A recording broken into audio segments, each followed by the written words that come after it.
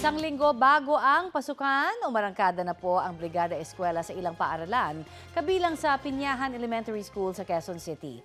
At may ulat on the spot si JP Soriano. JP?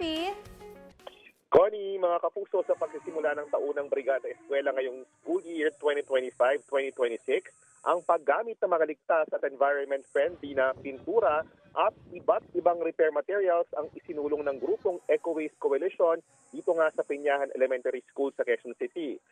Connie, gamit ang mga lead-safe paint, pinagtulong-tulungan ng mga magulang, guro at volunteers ang pagpipinta ng halos 200 armchairs o upuan ng mga mag-aaral sa paaralan.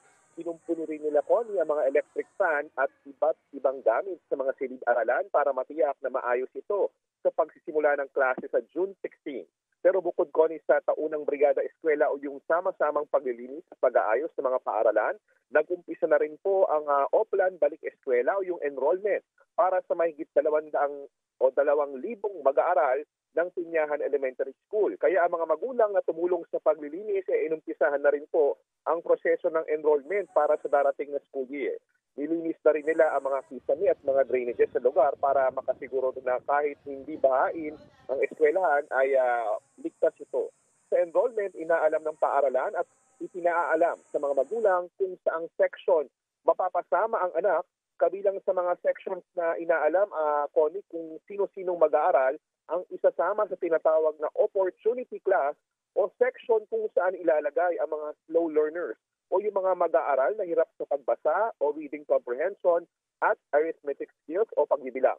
Ayon sa assistant principal ng paaralan, layo ng opportunity class na matutukan ang mga mag-aaral na slow learners kaya mas kakaunti ang kabilang sa section na ito.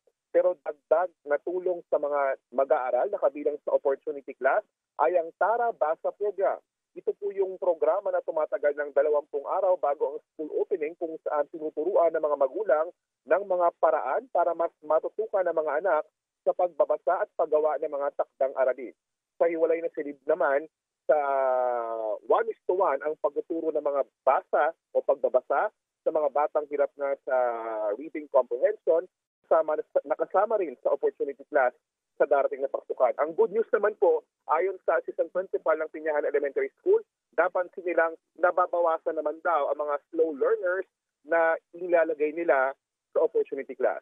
At yun muna ang latest mula rito sa Pinyahan Elementary School. Balik muna sa Con. Maraming salamat, JP Soriano.